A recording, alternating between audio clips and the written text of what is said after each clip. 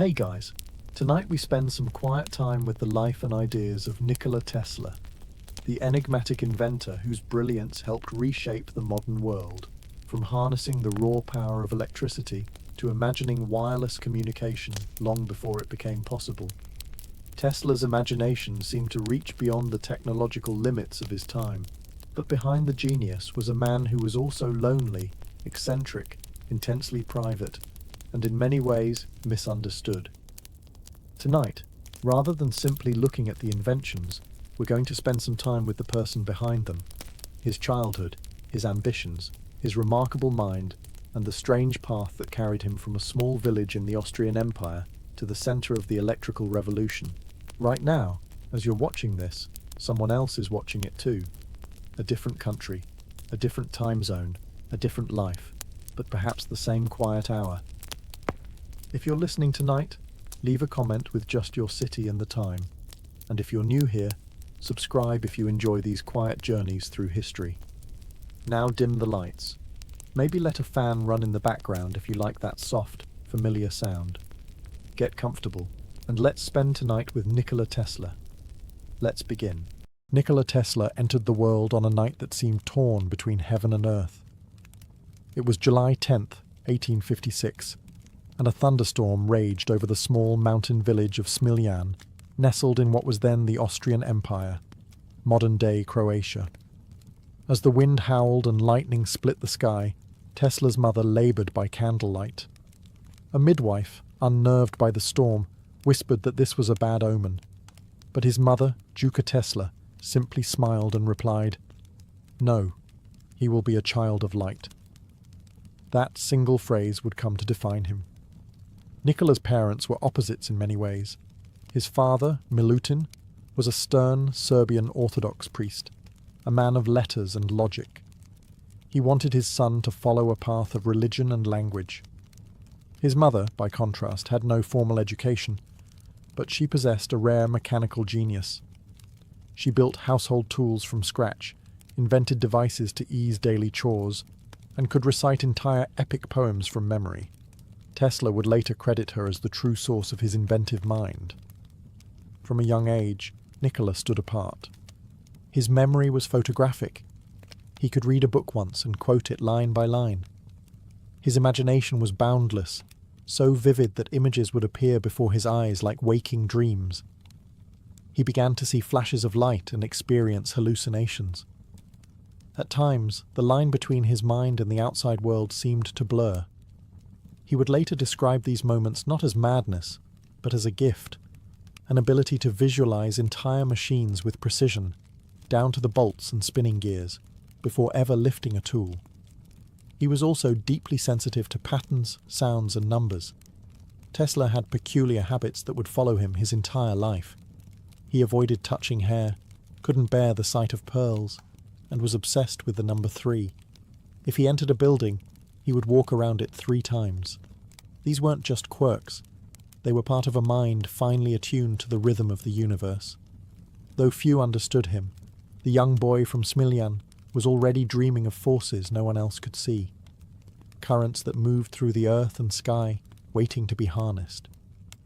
The world had no idea what had just been born into its storm, but the future would soon feel the charge. As Nikola Tesla grew, so did the scope of his dreams. While other children played with toys or ran in fields, Tesla wandered through the world with questions. Why did birds migrate without sight? What made the stars shimmer? Could energy be drawn from the earth itself? He didn't just want answers. He wanted to feel the very pulse behind reality. He pursued education with relentless hunger. After completing primary school in Karlovac, Tesla enrolled in the Austrian Polytechnic School in Graz. It was there, surrounded by the ticking of gears and the buzz of generators, that his true vision began to form. In one lecture, he witnessed a demonstration of a direct current, DC motor. It sparked in his mind a quiet rebellion. DC, the dominant electrical system of the time, felt inefficient to him, limited, crude. Tesla imagined something better. He envisioned a world powered by alternating current, AC, a system where energy flowed back and forth in waves, efficient and powerful, capable of traveling great distances with minimal loss. To his professors, the idea seemed absurd, but Tesla didn't argue. He simply stored the vision deep in his mind, where it grew, refined, and evolved like a living machine waiting to be born. His studies, though brilliant, were interrupted. A mixture of illness, overwork, and financial difficulty forced him to leave Graz before graduation. He would later study in Prague, but never formally receive a degree. Still, Tesla was undeterred. Knowledge, to him, wasn't something granted. It was something pursued like a current in the air, invisible, yet everywhere. He spent long nights walking through forests, solving equations in his head. He could see turbines spinning in waterfalls, towers drawing power from lightning, devices floating information through the air. Long before the world imagined such things, Tesla could already feel them humming quietly in his mind. But genius, especially when unshaped by the world's rules, often goes unrecognized.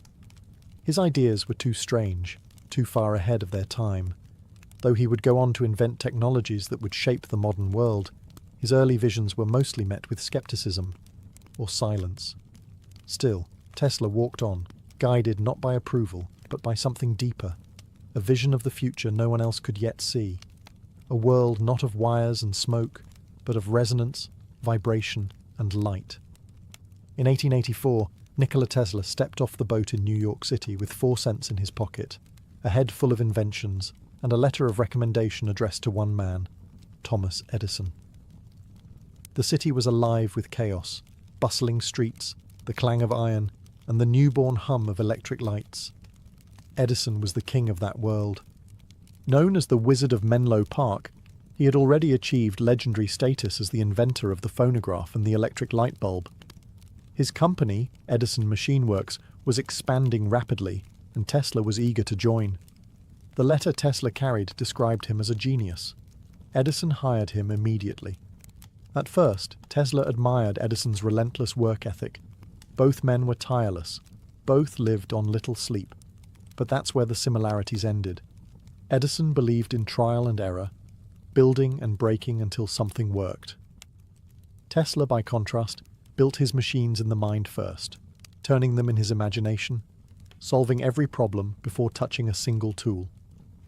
Tesla proposed a redesign of Edison's direct current, DC electrical systems, an upgrade that would save time, energy, and money. According to Tesla, Edison laughed. Some say he promised $50,000 if Tesla could make his system more efficient. When Tesla did, Edison allegedly waved it off as a joke. "I don't understand American humor," Tesla said coldly. Disillusioned, Tesla left Edison's company. It was a turning point, both liberating and painful. He was jobless, penniless, and wandering the streets of Manhattan. For a time, he dug ditches to survive, his hands in the dirt while his mind remained in the clouds, sketching systems of wireless energy and spinning magnetic fields. Though their rivalry would become legendary, Tesla never truly hated Edison. He once described him as a hard-working man who lacked imagination. Edison, in turn, never grasped the depth of Tesla's vision, nor did he seem to care. But what Tesla did next would ignite a revolution that Edison couldn't stop. Out of rejection came resolve. Tesla was more determined than ever to bring his alternating current system to life. And in doing so, he would challenge the most powerful inventor of his era, not with money nor influence, but with light, logic, and the quiet fury of a dreamer scorned. For, after leaving Edison behind, Nikola Tesla was still a man with a vision, but no means. He spent a year laboring beneath the city he longed to electrify, digging trenches for underground wiring. But even in those dim, gritty days, Tesla's mind never stopped spinning, and soon fate would shift. In 1887, Tesla found backers who believed in his ideas. He established his own laboratory in Manhattan and began building his alternating current AC motors. Unlike Edison's direct current, Tesla's system used magnetic fields and rotating currents, able to transmit power efficiently over vast distances. It was elegant, powerful, scalable. Word of Tesla's breakthrough reached George Westinghouse, an industrialist and inventor who had already begun advocating for AC power. He saw in Tesla the missing piece to revolutionize electricity. In 1888, Westinghouse licensed Tesla's patents, offering funding, resources, and, for the first time, recognition. But with progress came conflict. Edison, fearing the collapse of his DC empire, launched a campaign against AC. It wasn't just business. It was a war of ideas, and Edison was prepared to fight dirty. He began a public smear effort, staging gruesome demonstrations that showed animals being electrocuted with AC current, calling it dangerous and deadly. He even backed the invention of the electric chair using AC power, branding it as the execution current. Despite the theatrics, Tesla remained calm. He trusted the science, and when the 1893 World's Columbian Exposition in Chicago awarded its massive lighting contract to Westinghouse and Tesla, AC was given its moment. That fair was a turning point. Over 100,000 electric bulbs lit the night with brilliance never before seen. Crowds gasped as machines buzzed, danced, and whirred, all powered by Tesla's alternating current. It was more than a victory. It was a glimpse into the future. Shortly after, Tesla's system was chosen to harness the energy of Niagara Falls, the first large-scale hydroelectric plant in history. For the first time, a city, Buffalo, New York, was powered by water and current alone. Tesla had won the war of currents, not with showmanship, but with vision and elegant design. But the spotlight, as always, began to shift elsewhere. And while the world cheered, Tesla quietly turned his mind to the next great challenge. He had lit the Earth. Now, he wondered, could he do the same for the sky? With alternating current now humming through cities and across rivers, Nikola Tesla might have stopped there. He had changed the world, but Tesla was never interested in standing still. His mind lived far beyond the present. While others saw wires and profits, Tesla saw resonance, energy in the air, a planet humming with untapped power. He believed the Earth itself could be a conductor. That energy could be transmitted wirelessly, through the ground, through the sky, even across oceans. In the late 1890s, Tesla moved to Colorado Springs, a place with wide open skies and space enough for the strange experiments he dreamed of. He built a massive lab on the edge of town, crowned with a towering Tesla coil. And there, like a modern-day wizard, he began pulling lightning from the heavens. At night, locals could see great arcs of electricity leaping into the sky, lighting up the plains. Rumours spread. Was he controlling weather, summoning forces he didn't understand? Even the ground around the lab would spark and crackle. Tesla had accidentally set the town's electrical station on fire more than once. But he was undeterred. In his journals, he wrote of contacting other planets, perhaps even Mars. He claimed to receive mysterious signals, repeating patterns that hinted, he believed, at intelligent life. Most dismissed him. But Tesla didn't mind. He wasn't trying to convince anyone. He envisioned a global system of towers, broadcasting energy wirelessly, powering ships, lighting cities, and connecting voices across continents. Years before Marconi's radio or modern cell towers, Tesla was already imagining a wireless world. And yet, while Tesla dreamt of universal power, others were dreaming of something else: money. Investors wanted patents and control. They didn't understand or trust a system that couldn't be metered. Why fund a machine that would give energy away for free? In Colorado, Tesla's ideas crackled with possibility. His machines sang with resonance, his towers vibrated with dreams. But as always, he was working far ahead of his time, in a world that preferred wires, walls, and ownership. Tesla returned to New York, not with a final invention, but with a vision.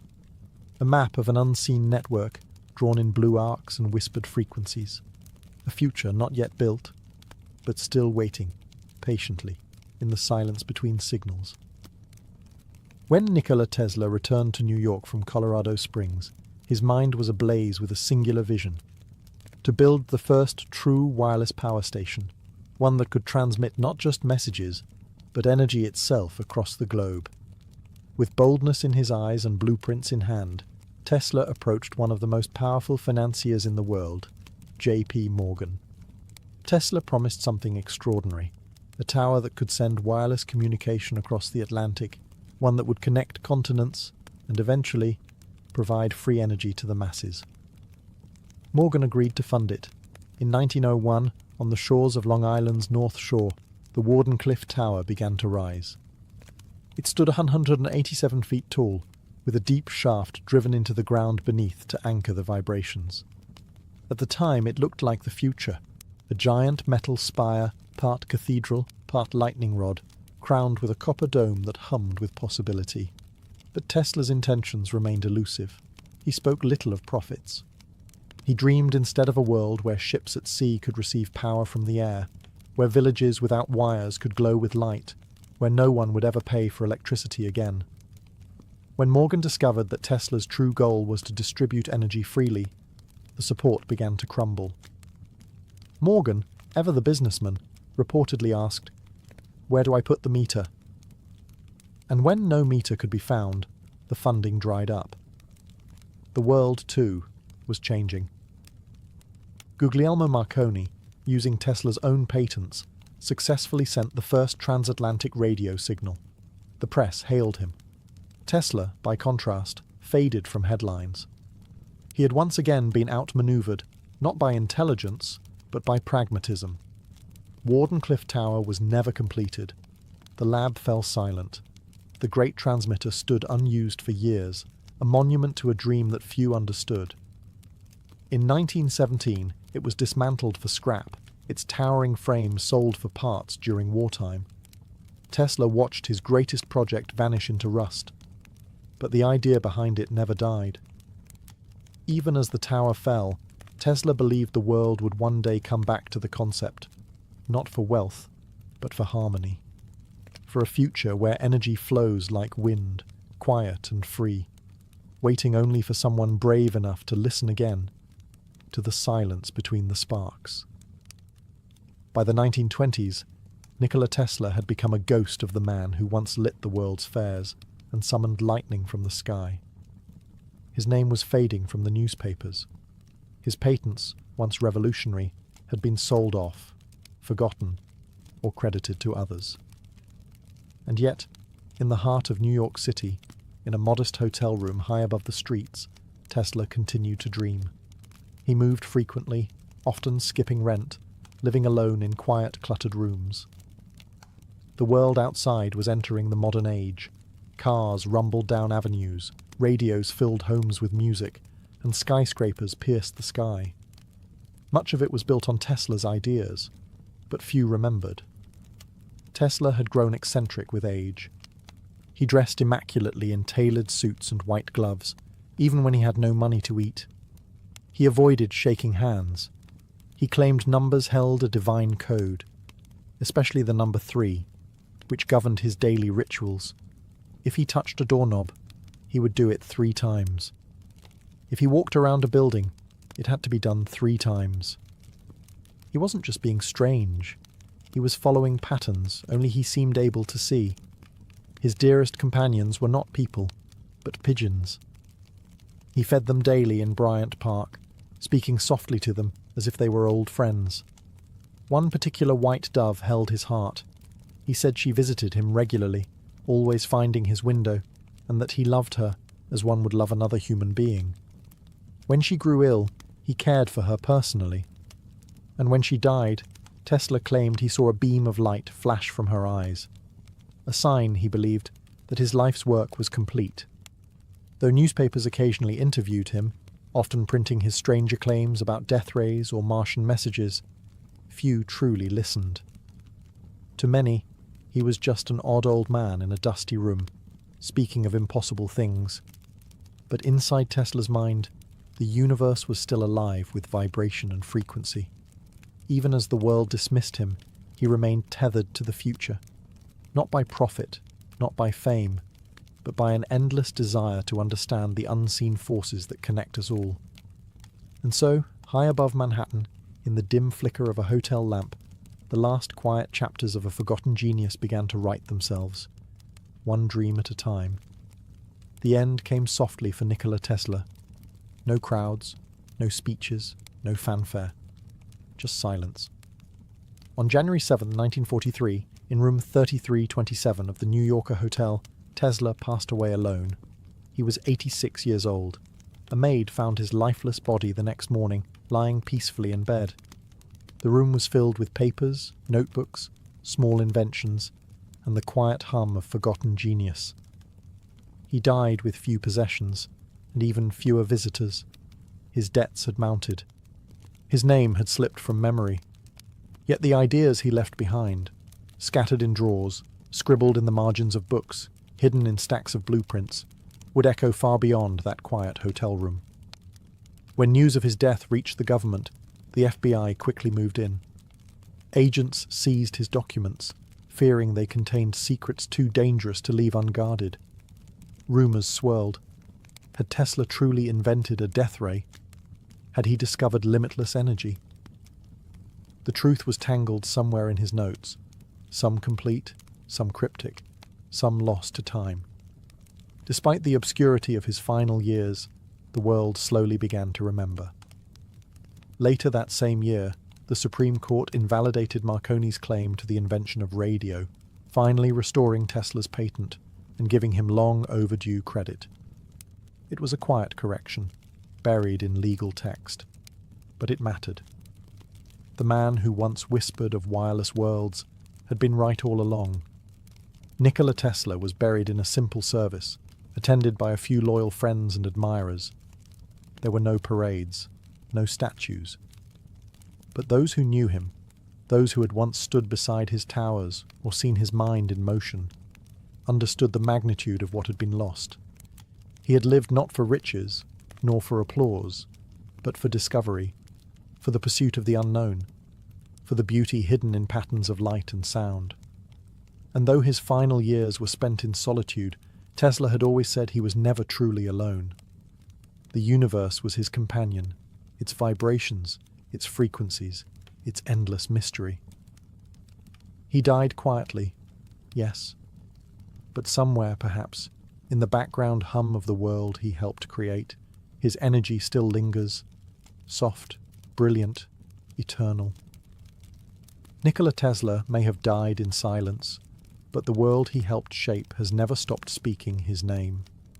Today, his fingerprints are everywhere, in the buzzing power lines above us, the wireless signals that circle the globe, the machines that move without wires, and the technologies that hum quietly in our pockets. Alternating current, remote controls, radio waves, induction motors, neon lights, all owe a debt to his mind. He saw the earth not just as rock and soil, but as a giant conductor, a vessel of energy waiting to be tapped, shared, and understood. He believed the future would be built not with wires, but with resonance, not with domination, but with harmony. Though others profited from his ideas, Tesla never chased wealth. He died poor, but never bitter. In his heart, he believed that ideas belonged to the world. That knowledge was a form of light. And even if the world was slow to catch up, he knew the current would eventually flow. Decades after his death, his legacy began to rise again. Scientists, engineers, and historians re-evaluated his work. Statues were erected, books were written, schools named after him.